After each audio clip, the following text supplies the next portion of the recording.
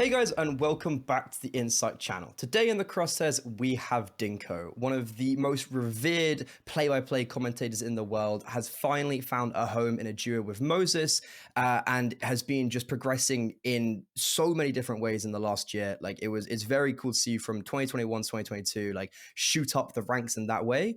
But before we get started, how are you doing today? I know you were just about to fly out to India, so must be very it's like how do you actually prepare like flying before events then? Yeah, for going on a long haul flight to India, I think it's gonna be I just pack like I normally would. I'm just gonna be sitting on a plane for a little bit longer. So yeah, nothing special. I'm actually a procrastinator when it comes to packing, so I really leave it until the last minute Oh before yeah. I just fire everything into a bag. But I'm planning on doing some content while I'm there, so I actually have made a bit of a checklist ahead of time of things so that I don't forget batteries or anything for cameras, etc. So for that, that's probably the most prepared I've ever been for traveling out. And I was told by Bly I needed to check in early, and boy was he not lying, because I woke up this morning, I thought it would be fine. Check in opened at like 3 a.m. I went on and there was like no good seats left. People just must be sitting ready to go on flights to India trying to get the seats at the front because apparently the immigration queues are crazy. So I'm going to be in a very long queue, I think, now that I have kind of left the check in to last second. Oh, that is rough. And actually interesting that you mentioned content there, because it was something that you spoke to me that you were looking to do at Cologne. So before we kind of Yes. get into like the meat and potatoes of this interview, are you now in a position where you're like trying to look at different avenues of how you can create yourself and like create a brand? And is that content a part of that? And do you kind of like want to walk us through like what you're going to do for content and why you think it's important? Absolutely. I think we're entering an era of where talent will need to make content alongside their broadcast work. I think if you look at other industries, they also do this, and a lot of broadcast talent will have other things they do on the side. I think Launders is really one that is taken off the most in terms of adapting to that modern meta. Obviously, people like Maui Snake have been doing it before they got into talent work, and I think we're going to start seeing more and more of us start to do content. So for me, it's also not just a business thing. I actually want to do it for just the personal side of it. I always wanted to do YouTube videos. I always wanted to get into filmmaking, etc. It's what I was studying before I wanted to get into esports. So I think I'm going to be making some interesting content. I'm going to be documenting my travels in India. I'm going to be doing it in a bit of a different style than your classic just stick a camera and vlog endlessly. I think it's going to be quite an interesting piece of content if I can pull it off. So that's something to look out for. And then I've got a couple of other shows coming your way that are currently in development. So we're going to see. So it's going to be with some of the faces you're used to seeing around the scene as well. So that's what's coming. A little bit of a podcast coming up as well. So I'm excited for it. Lovely. And so you were mentioning like all the different like people that actually do content, and it's definitely something that I want to come on to like a different theme. But I would I like that similar theme, but I just want to address that like in this specific example of content when you're seeing all these other people doing stuff, does it almost push you to be like crap, like I need to get this, and it almost like levels up your competition because it's like in a lot of ways it's your friends that are doing that, and like it makes you want to do well, and it makes you see them doing it and you're like, okay, I want to do this as well and I want to do it better. Yeah, I suppose it's definitely a factor. You look at people who are getting hired more than you, and suppose what are they doing that I'm not is the question that you ask. And so, yeah, I suppose the content part that my friends are doing and my colleagues are doing is definitely something I should be also following suit on, and not so much do better than them, but just do what I can, the best that I can do, and do it in a way that I want to do it, and do make content that I want to make. So that's really the idea behind it. And yeah, there has to be an element of creating a brand outside of the commentary work, because you can't just leave yourself completely at the whim of the tournament organizer. It's not a very comfortable existence that way. And if you want to in the future go into something else or have opportunities for brand deals, it's almost essential to have your own brand and your own pull as an individual and relying entirely on a business entity. So it's very important. And I've kind of realized this for a long time. I just haven't really figured out what I wanted to do, but I now have a vision of what I would like to achieve. Okay, and I actually can't wait to see what you come up with because I know you're a very you're a very like talented man when it comes to doing stuff like this. But going back to basically the beginning when you were only like 16, 17, you won the ECS Community Caster Challenge. firstly, can you actually walk people through? Because people are not going to know what that is. Like, unless you have a really weird, unique niche history of UK Counter-Strike commentators or the world, like you're not going to know what that is. So before we like kind of talk about what that did for you, do you want to actually walk what it was? Yeah, so the Community Caster Challenge was a talent competition run by Faceit for their ECS tournaments. And a lot of the ECS competitions had online qualifiers on the lead up to the events, and there was a lot of matches on at the same time. So it worked well for Faceit because they would have free coverage on every game, right? You would have streams on all of the games, basically. And then you would be able to reward that with no payment, but you would be able to reward that with two lucky winners, and then you would be able to maybe develop their talent and their skills for the future. So a lot of people have actually come from this. You know, I wasn't the only one to win the Faceit Caster Challenge. Scrawny won it the year before me. So there's another person that did very, very well in that. Him and Seaside, I believe, were the Community Caster Challenge winners. And then we had Harry and Hugo also did something with Faceit early on, sort of a talent development thing with them as well. And then we had Eternal J also did something, I think, with the Community Caster Challenge. And then we've seen since Hawka and I won it, and Cody and Yumi, etc., have went on to win those competitions. So it definitely has a good track record of developing commentators. But I was talking with Scrawny the other day actually about the Community Caster Challenge because we were laughing at looking back at our old commentaries even a few years ago and just thinking, damn, we really have developed, or we were kind of mid back then. And when you were looking back at sort of the Community Caster days and just discussing, we really got the full treatment. You know, we got to cast in an arena in Wembley in London at a tier 1 event. That's pretty crazy. You know, they didn't do that since the Community Caster Challenge winners that won since Hawka and I didn't get the opportunities to do that.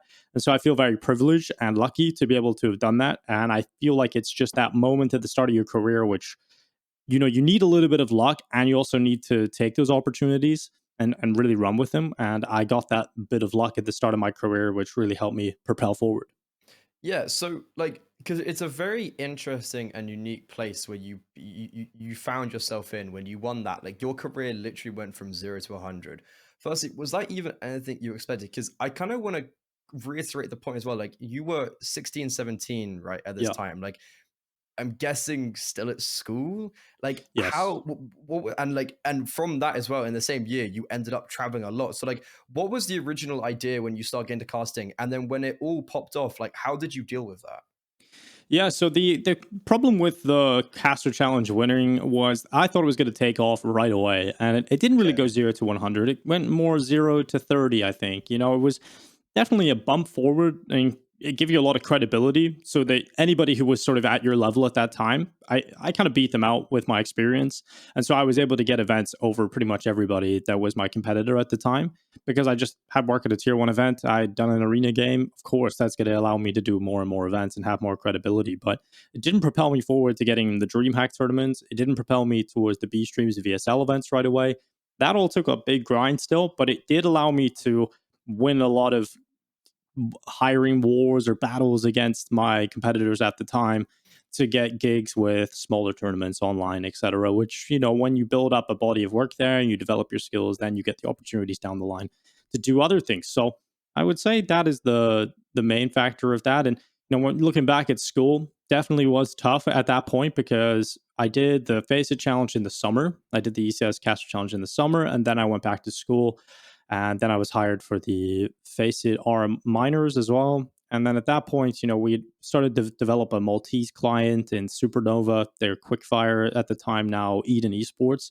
And I went out and did an event there, and there was a couple more tournaments I had to fly out to. So I definitely had some struggles at school and explaining to teachers, you know, I won't be able to come in this week because I'm going to Dubai, or I'm going to London to do the work in production at the major, or I'm going to Malta. And they didn't really understand. They thought I was kind of throwing it away. And I was just saying, you know, this is a big opportunity. You only get really one opportunity to get that door even slightly open. I'm going to force my way through that door and take these opportunities and fly out to these events. And I don't really care if I miss a few classes here and there. And that's what happened. And so went on to really propel my career once I'd finished school and could fully focus on it. Yeah, I was gonna say that must have been an insane experience to go through. Like just going back to kind of like Oh, yeah. going from like, and I guess it probably would have been the hardest when you first did that arena event, and just going back to like complete normality. Like you literally go back to like the absolute zero, and it's Yeah. just like an individual, like kind of removing away like okay, like obviously teachers, but as just like a 16, 17 year old, you then would have had to, I would assume, sacrifice a lot of like childhood to get into like to continue press like, and you wouldn't be able to Yes. hang out with friends. So like I'm a little how weird was though, that? Freddie. I Yeah. didn't mind. I was actually fully happy to. I think I just didn't really care if I threw away the Yeah. childhood. I was ready for the adult world. I wanted it more Okay. than anything, really. I was in before I went to these events. I was already doing documentaries, and I had applied for jobs and internships at the age of Oh, like okay. 15 to work in like cinema companies. I was working with Cinemagic, who is a company based here in Ireland that do sort of documentaries and films. And I was already working with those guys and doing volunteer work and making documentaries for charities. So I already wanted to get into the adult world straight away. I was kind of bored with school life and living in a normal 16-year-old life. So I think I already kind of seen what I wanted to do, and so I just went for it. But yeah, there was a couple of moments maybe where you're like, oh, you're a little worried because, as you said, you go from feeling on top of the world to coming right back down and getting your rates slashed, and you're doing all these small events again. And have I really made progression, or was this just a one-time lucky break? And you really have to battle with that. And I realized that that's actually something you got to do with your whole career. You're going to get chances. I'm sure you've experienced it, even where you get a massive event and you get another one right away, and you feel like, okay, this is it. It's starting to take off, starting to build up. And then the next few weeks, you're back to doing stuff you were doing before, and you're really starting to wonder, is that momentum gone? So I think it is actually quite a nice skill to have built up early to deal with that mentally. Mm. And I think that's a skill that everybody has to learn in the freelance world. Is it's not always going to be a linear path upwards. Yeah, and so just before we kind of get onto that, so that I think that is a topic I want to delve into. But just finishing up with this ECS community, like you were saying, that kind of the success rate from it is honestly quite insane. Like if you're naming all those commentators, and a lot of them have done well. I mean, Scrawny's done a major finals. Like you, Eternal Days done a lot of arena events. Ko's on RMR, obviously with and then the other people. And like, do you think that is going to be something that would be valuable for today's scene? And could you see that like coming back? I'm not sure if it would come back because of how the landscape is now with ESL purchasing Face It or being sort of merged with Face It. I don't know if it will come back because I feel like there is a lot of commentators now where pretty much every one of the games gets covered anyway. Back then it was maybe you're trying to entice people to commentate. Whereas now everybody's trying to commentate, it feels like. There's so much competition. I'm sure you're experiencing that. There's so many commentators that are trying to get into this, that are trying to come up. So I feel like every open qualifier, as soon as it's available on HLTV, every game is covered immediately anyway. We're looking at all of these smaller tournament organizers. They have a full plethora of commentators they can go to. And there's sort of casters at every single level. So I think the talent pipeline is actually already kind of set up. You go your way through from CCT, you do ESL Impact, you do ESL B streams, you get your shot and you work your way up. So I feel like there is actually a defined ladder now of how people are getting up. Whereas then it was kind of strange. I don't think there was any sort of ladder on the way up. So the Community Caster Challenge was a window into that world, and you have to try and jump through it. Whereas now I actually think there's opportunities to go on up. So I don't know if Okay. it's coming back to answer your question. Yeah, well, I guess that it makes sense. Like, there's no need for it anymore. Like, it doesn't need to come back because why? Um, but then, so coming back to what were you talking about of like the grind of going from these two big events, then back to online, and then like that kind of weird flux point. Was there ever, and actually, have you even met that point yet where you're like, okay, like this is starting to like, I've got the break now, and I'm actually like at a stage where I found a lot of consistency. Uh, I think there's been multiple times where I've thought it, and I even thought it this year, but it didn't really work out that way for a period of time. I think if there was a defining moment, I would say there's two of them. I would say last year in 2022, at the start of the year, when I got asked to cast with Sponge in Katowice because of Machine's issues with the visa, that was really, really exciting for me. And when I got a lot of community praise and I got a lot of people interested in my commentary, I felt like, okay, this is the chance to really ride this hype and this momentum. And then when I got the RMRs and then I got Dallas, it was just I was doing it pretty much every IEM event there was that year. So that was a really good feeling. And last year, I really started to make great friendships with my fellow talent members because I was seeing them a lot more. And I definitely just, that was the first year I really felt a part of the machine, as sort of Mm, part of the furniture in a way. And I think that's the moment where I really felt like I belonged in the scene. Um, but when it comes to career stability, I feel like I'm still battling that, to be honest. Start of this year, it's like didn't do Katowice because Moses and I just started our duo, and he had a kid. And then later in the year, the major deal was already done, so I didn't get to cast at that. Obviously, with Anders and Moses were a duo then, so I did interviewing.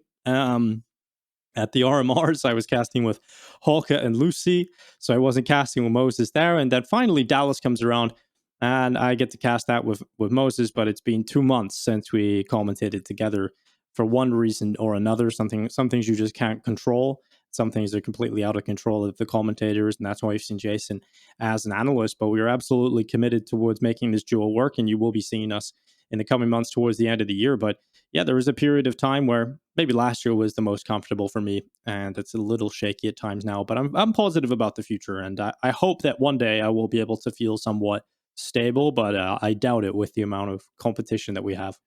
yeah, I guess that's the scare of being a freelancer. And so looking throughout that journey, then I think it's fair to say that COVID was a difficult time for everyone. And you have said as well, going into 2022, kind of like out of that COVID era, you were like that was a point where you were not feeling good about CS commentary.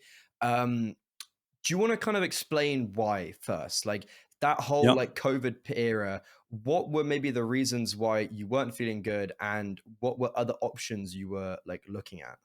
Yeah. So coming into 2022, I felt like maybe the commentary in CSGO, I wasn't going to be able to get through to the next level. I was in a weird spot where you're kind of too experienced to do the smaller events consistently because your rate has grown and your experience has grown, and you're not big enough to do the big events consistently. So you're in this weird spot where they can't really afford your rates below you, and then you're not wanted at the top. So it's hard to find work. And I feel like during the online period, it was probably the most lucrative time for me in my career because I was doing every event online pretty much. I was doing event after event. I would wake up in the morning, I would do a 5 a.m. event in China, do the PGL RMRs, and then later in the evening, I'd do the DreamHack Masters mainstream with Hawka, and it was just crazy. I was doing 2 events in one day, making a killing. So that was a great time. Actually, during the COVID period, was very lucrative, but it kind of fizzled out. And I got a lot of the biggest events of my career were around then, during the pandemic.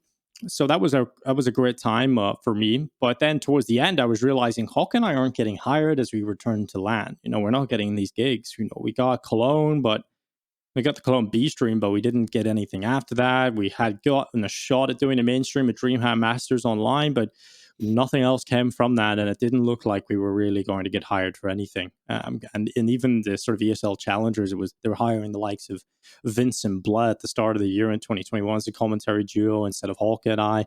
It just seemed like ESL wanted to go in a different direction, and I was a little worried about that. So I started moving into Valorant just to do something. I thought maybe if CS isn't going to work out, I still love commentary, and this game is kind of the closest thing to CS:GO I've got. I've got a Mm, lot of friends over there, so I'm going to give this a shot. And I went over, and I did feel like I could do a lot of damage there as a commentator. I think a lot of the commentators are very new, and I think coming in from CS, I had the skill set to cast Valorant. I think I did pretty well in Valorant, and I think the community definitely enjoyed the cast that I did. But I think I realized at a certain point, I don't really enjoy this anywhere near as much as I like CS. And then my CS career kind of took off with the lack of being able to cast with Sponge, and Vince didn't want to work with VSL at the start of last year, so I was brought into that challenger event to work with Blah, and it all took off again. But yeah, it definitely felt like my chances in CS:GO were shrinking, and I felt like Hawk and I were not going to be a commentary duo that ESL wanted to hire a lot. So that's why later down the line, when the opportunity came, we both went different ways. okay, is there like a reason why you think ESL weren't hiring you in Hawker, or is it literally one of those things where you sat back and went, "What is happening?" Actually, Yeah, okay. I think I've thought about this quite a bit. I think we're a good casting duo. I think we were, yeah. but I don't think. I don't know. There was something about it that we weren't exactly memorable. I don't think. Maybe it's just the fact that we were both very young, or we just weren't really. We got a lot of positive headlines. I think we had a very high approval rating. I don't know. ESL just weren't hiring us for whatever reason, whether it be our following wasn't very big on Twitter together, or maybe we both just didn't have the credibility or status at the time. But I couldn't tell you exactly the reasoning, but maybe that's some of them. And it didn't really work out towards the end. I think maybe we probably could have got a few more events that year together. When we do events, it's good. We casted Dallas together in the group stages, but it wasn't really going to work out long term, I don't think. And then we made the split. We went our separate ways, and we were doing more events since then. So I think it's definitely the better move. Okay. And so something that we've like, it's kind of been the theme almost of like how scary esports can be. How do you deal with that? Like it's very difficult to sometimes sit back and you cannot control your own destiny. So that's something where it's like, how now, like now you're a little bit more secure, but maybe like last year when you were bouncing literally like with every different duo, like you were kind of slotting in there, slotting in here, like how are you dealing with that just continuous case of being cautiously optimistic about everything? Oh yeah, it's an emotional roller coaster for sure. You feel like you're on top of the world, like I said, and then you fall off and you lose confidence a little bit here and there. But I think I just kept telling myself that another one will come. It's always kind of works out. Every time that I've worried a lot, there's never really a reason for it down the line, because if you're persistent and you maintain your relationships and you keep working hard and you don't really ever let yourself fall out of the eyes of the tournament organizers, I feel like you're constantly going to at least be in the conversation. And Mm. the way I dealt with it was pretty bad at a certain point. I think towards the sort of tail end of the loads of events, I had sort of a huge adrenaline dump. And I did, when I did I think it was the RMRs, Katowice, a couple of other events, and then the major happened in Antwerp. I was just like, okay, this is for. I didn't expect to get the major. Obviously, I didn't feel like I was going to get the major, but it was just a moment of, ooh, the circus goes on without me, and my friends are still living the life that I was just living a few months ago. But now I'm just sitting here on my own, at home. So it was a little strange. So I decided to take myself on a solo trip to Iceland and just roll around the island and live it up a little bit and actually enjoy some of the fruits of my labor over the first few months. And it allowed me to just think a lot, and I was able to just process. Okay, I've had a good year. This is what I've learned. I realize now that these are the heights that I can get to, and what I need to do moving forward. So I just kind of deal with the fact that reading up on how actors deal with their industry is pretty similar to how we have to deal with ours, removing the personal side of hiring. It's not ever really personal. It's more of a business decision. And then you have to think about, how do you make yourself more valuable as a business asset, essentially. And that's kind of what I do. So in my off time, I just turn the negative experience into a positive one and make it productive. And that's kind of the mindset I have now. It's okay, I've got a lot of time off. This is great. I can spend time with my family. I can travel. I can also work on my cast, review, and improve for the next time I come back. And I am definitely coming back out of this break better as a commentator than I was 2 months ago. And I know that for a fact. So I'm excited for that coming back and deploying everything that I've learned over the last few months.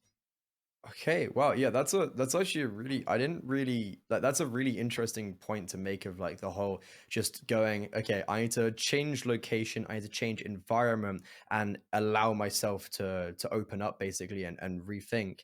And yeah, like it's so difficult when it's almost like yeah, when you can sit back and be like, these are my friends, they're doing what I want to be doing, but I can't. And that's sometimes very like scary. But also just coming back a little bit to the Valorant stuff, would that have been ever something that you could have seen yourself actually pursuing if your CS career hadn't picked up, or was that like you just liked it because it was similar to CS and it was a commentating job? Well, I definitely would have pursued it. I don't know if I would have enjoyed it as much as CS. I think I definitely enjoyed doing the events, though, the ones that I did. It was quite lucrative. And it was exciting, actually, being a part of a new scene. And the game was really fast. So the games felt like they went in very quickly. And there was lots to learn. So for me, it was fun as a play by play commentator, because it was a very high octane game. So you could just kind of go in at a high level, very high speed commentary. There was a lot of moments where you could just drop some lines, etc. So it was quite fun. I probably would have pursued Valorant fully if I didn't take off in CS again, because I had a good enough duo in there. And I feel like there was a lot of people excited about me moving over, and I was getting a lot of positive talks with Riot, etc. And I was invited out in their off season to do Red Bull events, etc. But I think they kind of knew once my career in CS was taking off that I kind of lost a lot of the passion and interest that I was putting into their game. And I Yeah. think they wanted people that were fully committed. So it was understandable why I moved away and why they kind of moved away from me. But I certainly believe that if I wasn't hired for yet CS again and my career didn't start to take off in 2022, that I would have fully committed all of my resources into Valorant because I want to stay in esports. I absolutely would have first and foremost been a fan of Counter-Strike. I always will be, but I needed to also think of my career. If I wanted to stay living this absolute luxury of a lifestyle, I would have had to make the switch if CS wasn't going so well. But I would have always wanted to go back. I think I was thinking at that moment, actually, when I build my brand in Valorant, I want to build it so big that I can go back to Counter Strike, and hopefully that world existed. That was kind of what I was thinking. Okay, so it was kind of always a long-term, long game CS endeavor, like Of Valorant. course, Yeah. yes. Okay, so Valorant was like the side piece you go look after for a Yeah, while, and exactly. then That was the fun. come back to, yeah, okay. That was it. Yeah, and then so during that time, and then when you so everything picked up, everything like started rising up for you. It was because you were working with literally, like, as you say, like you were working with this person on this thing. You were working with Blair on this thing. Yes. How like that must have been really difficult as just like a baseline to bounce around and have to learn this guy's quirks, and because you are coming into their duo and you're coming into their like set piece, you're the one expected to be able to understand that. Like, how did you, as a commentator, do that? I don't think I give it a lot of thought, to be honest. I just went in and did it. And I think I figured it out within the Okay. first few rounds of just doing it. I don't know. When I cast, I don't really think about it. I just go in and I live in the moment and I get into the zone and everything goes away and I just naturally do things. You know, I don't really have to think about what I'm doing. Yeah, the rest, this sort of automatic process takes over and I just get into a zone. And when I'm casting with Moses, it's sure different to casting with hawka. If I'm casting with Henry, it was different than casting with Yanko, for example. But I kind of expected every single style that I went into because I've listened to these guys. I know what they're like on broadcast. I know how they are as people. So I already kind of knew how I would have a conversation with them. And casting is basically a more professional, performative conversation, right? So when I went into the commentary, I didn't really think about it too much. And honestly, the easiest people to cast with are just these color commentators that are very articulate. It's very easy to go into a conversation with Chad and cast Counter Strike with him because he works with Alex, who was one of the best play by plays. So we're looking at someone that just understands the craft very well. So it's quite easy, honestly, to just slot in and have a back and forth, have a genuine conversation about Counter Strike. You know, you have an expert beside you. To be honest, it wasn't very difficult for me. And the most difficult part, I suppose, is you're not really building anything. You're not working towards anything together. You know, you're not working together as a Just no tight knit pressure. unit. That's the problem, right? But I think actually the commentary itself, it can definitely be better. But from an entry level, just casting together for the first time, didn't think it was too difficult with pretty much anyone. Okay, that's I guess it does come to a stage where when you get to that level, you just have such a base level of ability that you can slot in, like both of you can slot in anywhere. And so then coming into a duo, obviously you have Moses now, but you were with like, and you were doing events with HenryG for like some, like it wasn't a huge amount of time, but there was a period of time where you guys were looking to duo together. What happened there before we get into Moses? Like, because what ran its course with Henry? Like, how did that come around in the first place? Like, it was Henry's kind of induction back into CS. What basically is the story behind all of that?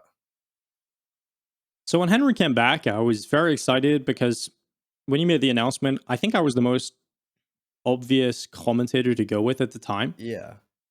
And so I reached out to him And I said, Henry, would you like to do some commentary events together? And he had said, actually, I was going to reach out to you. So this was maybe mid 2022, towards the end after I'd done my time with Chad and done a few events here and there. And realized I need a new duo because Hulk and I feel I'd run our course for the time being.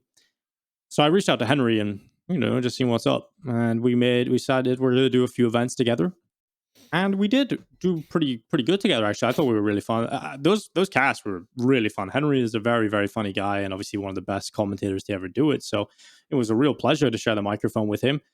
But the issue was I was dragging him out to all these terrible events. He comes back. It's not easy to just come back and go right to the top again, right? I didn't have the pull. He didn't have the pull anymore to come back and just go right in at the top. So we had to go digging, man. We had to go right down to the bottom. We were like, I was messaging people in Argentina and I was like, hey guys, I know that you only do Spanish streams, but Henry and I would love to come along and be a part of your event. And it would take like 3 months of negotiating, and they had to pull new sponsors to get us involved in events. And then we went out, and obviously it's a 2-man show doing hosting, analyst work, commentary, interviews, everything, really. So it was quite a trial by fire for Henry to come back after a 2-year hiatus to literally like 13-hour days, 3 best of 3s back to back, doing every role. So I did feel a little bad for the guy, but Henry's a trooper, professional, and it was an absolute pleasure to share time with him in some different locations, albeit not the best events, not the best working environments, but they were ones that we have now bonded over a common suffering at times. And you've been a part of some of those really long days, but it was a real pleasure. And the problem came from the fact that there was so much competition and so much in front of us that getting back to the top would have been very difficult. And for whatever reason, when opportunities did arise, whether it be some political problems or whether it be a business decision on ESL's front, we just didn't get the event we expected at the start of the year. And when Moses approached me, it was just kind of a perfect time to realize, okay, Henry, we're probably not going anywhere together right now. So I have a better opportunity here. I've been given the decision that I would be given more events with Jason as well. And I really wanted to cast Jason as well. So it was kind of a luxury to be able to go between a duo with HenryG and a duo between Moses. And well, that's what happened. There was no bad blood. There was nothing at all like that. It was just, we had a little summer fling, I guess, for a few months and did a few events together, and it didn't really work out for whatever reason. And when Moses came along, it seemed like a perfect opportunity for me long term. And that's why I decided to go with Moses. And, it's not like Moses is second choice. I'm not saying that at all. He's actually a very, very, the perfect choice to me. That's why I decided to move along from Henry and go with Moses for the long term project. And I was very excited when he came along. That opportunity didn't exist at the start of 2022 because he was in a duo with Moses, Sadikis towards the end of the year. And obviously that ended pretty badly with Matt, but things opened up and opportunities came forward, and that's what happened. Okay, yeah, it's really interesting because it's one of those things where it's like that is just business in the end, where like you both Yeah, look it's at just each other business. and when like we sound good, we look good, but we're not gonna get it because of one. Like it's very hard to come back, and I guess like it's kind of interesting the point you're saying of like I have the connections to get us these like A-tier maybe LAN events, but I don't have the connections to get us to ESL, and it's a really difficult place to be because you're like it. And you said it before with like, okay, I'm too big to do the online events, but I'm not big enough to do the major events. It's like like what do I do?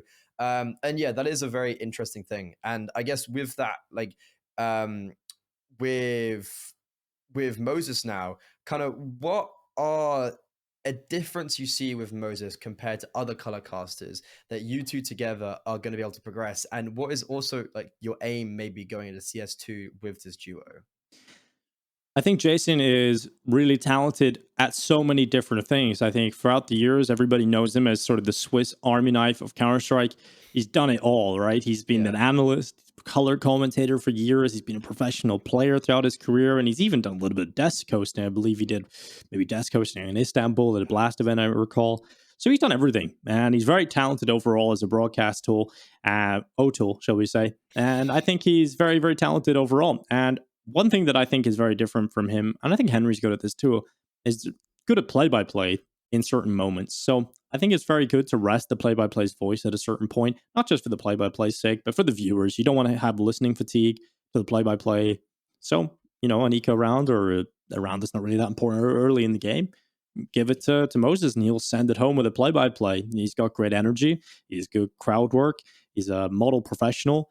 And I think the experience from Moses is something that I witnessed in Dallas to a great extent, because there was a moment where, I don't know if anybody noticed it, but during the event we were casting, and for some reason the power just kept going out. So all of our PCs just died, only on the casting setup. So all of our PCs died, our program feed died, and our microphones were live, but nothing else was on. So we couldn't see shit, and the game was live. So I was sitting there like, oh no, like what do we do here? Do we mention this? Or so I just looked over at Jason, and he's just casting away, and I'm just like, what are you doing? And he's just casting. Yeah, Nate's heading into middle, and he's still commentating. Nothing. Doesn't panic. Doesn't do nothing. Happens at all. And it's not great casting, but it's not very descriptive, but it's good enough to really get through that moment. And so the power came back on. We missed nothing. Seemed like he was pretty accurate in what he was calling. And we went back about the game. Then the power died again, and he was able to do it one more time. I chipped in this time, and we were able to sort of cast with no screen, no program feed. And then we decided that this was an unsustainable position, so we were handed stick mics, and we were walked around the back of the studio, and we had to cast off James Banks' interviewing screen with handheld microphones, talk back in on the button on the handheld mic if we wanted to cough or talk to production. So we had a weird moment there where it was really uncomfortable as casters, and just seeing Jason in that moment be able to commentate with nothing on the screen and get through that moment was a perfect reason as to why I've chosen someone with so much tenure and experience. It's like it's literally one of those moments where you're there, like probably a little bit, like as you said, like you don't know, you were like, what the fuck is going it's on? never happened to me before where the screens just died. So luckily it was EG getting absolutely shit stomped. So no one really cared. But no one, yeah, but you know what I mean. It happened again in the playoffs actually. So okay, in the arena, first game we were doing, crowd would get sent into the game, and the screens are dead.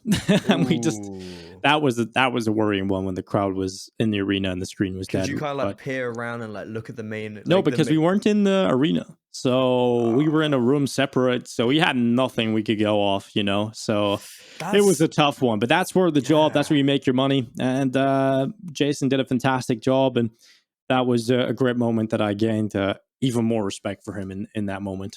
Yeah, like that would definitely be a moment for me where I'd look over and just be like, oh wow, okay, like he's just continue going, and that's actually such a cool like little niche story that I had no idea had happened personally, and it's something that wouldn't be like publicized. That's pretty cool, actually. I quite like that. And so looking at this year as well, you ended up, as you said, like at the major doing interviews. I remember seeing that. I mean, like, Dinko's an interviewer. And I was like, me too. I was like, oh shit, that's me. So like, I want to firstly just ask, like, how did that happen? How did it go? And like, how did you prepare going into that? And how do you think you actually did as like a self, and like, so it's kind of like a self-report, like, do you actually think you did well at it? And also on the kind of second part of that, is it sometimes scary to be like, oh, do they think I'm an interviewer now and not a commentator? I suppose so. But yeah, I think going into this event, I was really worried that would happen to an extent of, are the community, obviously I know there's going to be a lot of shit talk already, a lot of doubt, and for good reason. But it all came about because I did the RMRs, and we had a moment at the RMRs where we had to cast, and we also had to do interviews.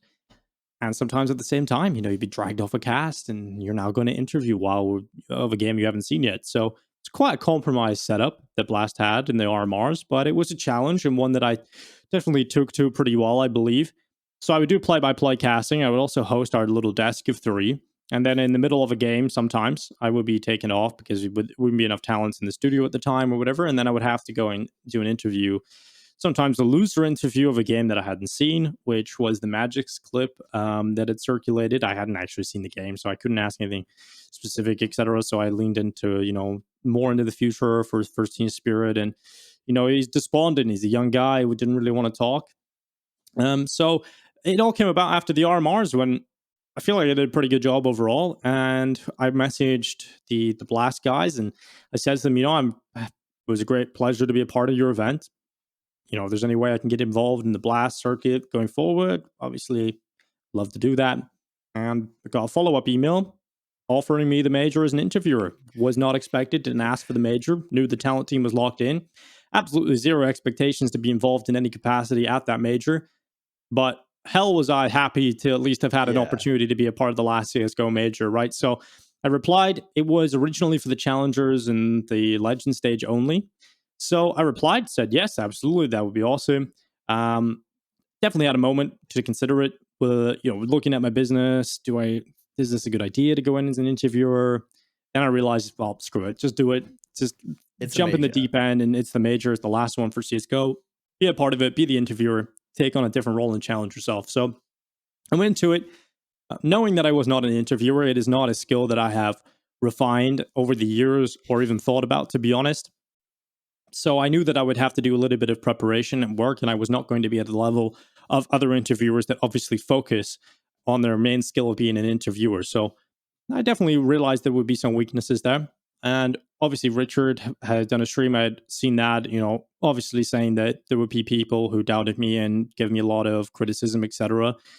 Don't really care about the criticism of the community, even though there was maybe a little bit of it. But I feel like the criticism that I got was actually unwarranted because a lot of the criticism was directed towards someone that wasn't me, towards interviews that I didn't do. And because there was two new interviewers on the set, it felt like maybe I was catching flack for some interviews I just didn't do and they just didn't know Oh, who I yeah. was. If, for example, I was getting told, this interview with this player wasn't very good. I was like, well, I didn't do that interview, but I'll be sure to pass it on. Thank you for your feedback, I suppose.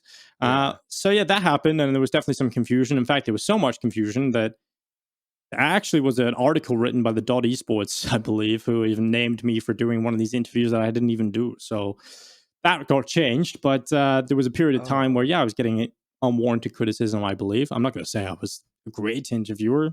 I think I did a good job. I think I respected the players and I conducted good, unique interviews every single time. I tried not to ask boring questions. I put a lot of thought into it. I asked opinions of analysts and other talent members and interviewers and James Banks. I asked everyone what sort of interesting storylines would you guys like on the B stream, knowing that you guys have no desk. I can maybe get more out of the player. Yeah. And I actually got some props behind the scenes from my fellow talent members, some very high up talent members who said, great job on that interview. That was great. You had a lot of great insight for us to talk about. I felt like I did a good job, but the community doesn't always see it. You're a smaller piece in the big puzzle. Mm. And that was it. So overall, pretty happy with what I did as an interviewer. I know that if I went and did it now, I'd be 100% better. And I think my confidence was a little rattled going into the event because I was a little. Usually, I Yeah. don't get any performance anxiety whatsoever. But going into that event, I was like, okay, I know now that this is something I haven't done before. So I don't have the track record to prove I can do it. So maybe I was a little bit more nervous at that event.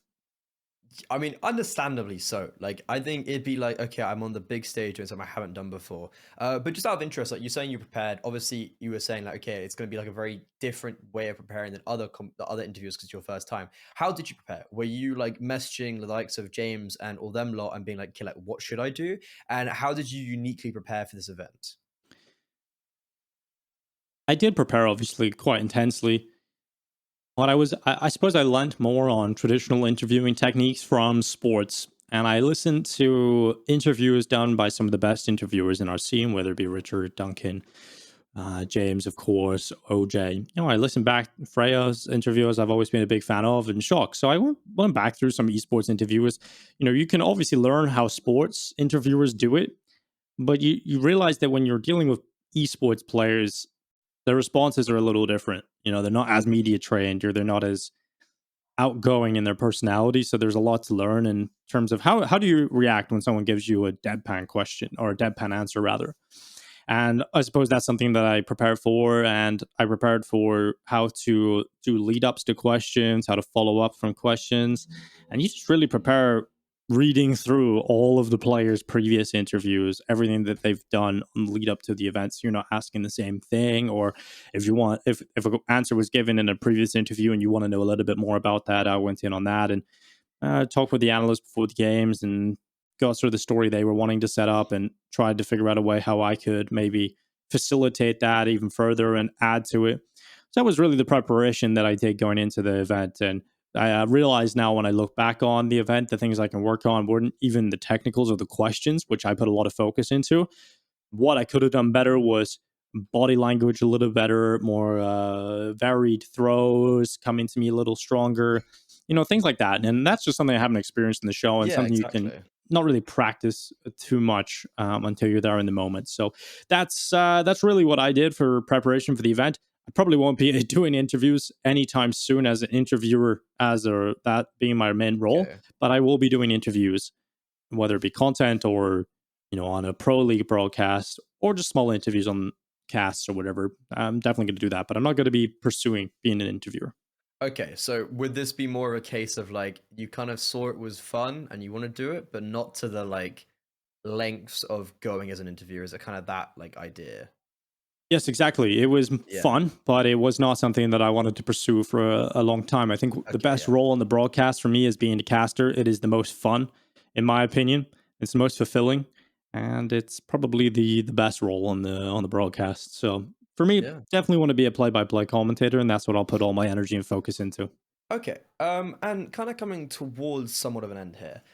There's a quote from Simple that I've been meaning to just ask someone from the talent pool interview because I want to like just see their take on it, and I'll read out like parts of it. So it's I listened to English and Russian speaking analysts and casters, and I came to the conclusion that they do not understand how Counter-Strike works at all. I've been playing for 10 years.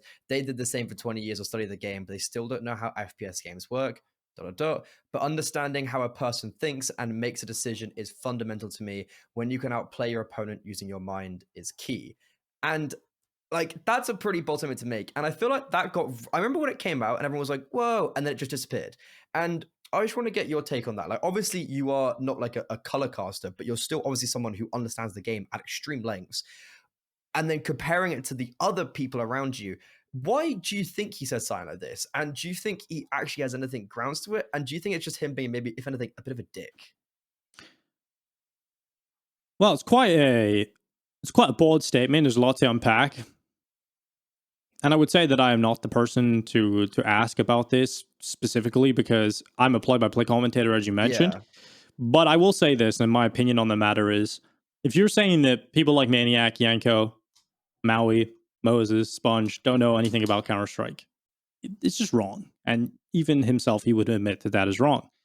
But I believe what Simple is saying in this moment is likely related to the fact that he's watched one specific instance of his clutch, for example, being casted, whether it be Russian or English commentary, and they haven't specifically talked about the details of how he's thought about it. And what do you expect? Barely anybody thinks like Simple. That is the reason why he's the Yeah. greatest Counter Strike player of all time. He is very unique in his thinking, and of course, we are going to miss things as commentators in the moment when you're thinking about how do you cast, how do you put the show together. We're going to miss little details of how the player individually thinks about this one moment and why he made this move, or we'll miss a detail that or the communication. It's very easy it would be, or rather, it would be easier to talk about the decision making even further if we had the comms from the team, which we don't have as commentators. We don't have all that insight live on the show, so we have to make our best guess based on what we're seeing. And I would argue that we do a very good job at it overall. I think in CSGO, we have very, very good commentators, some of the best in esports, if not the best.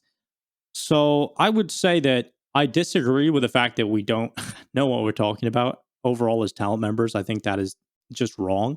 And I think he would also agree with that if pressed further.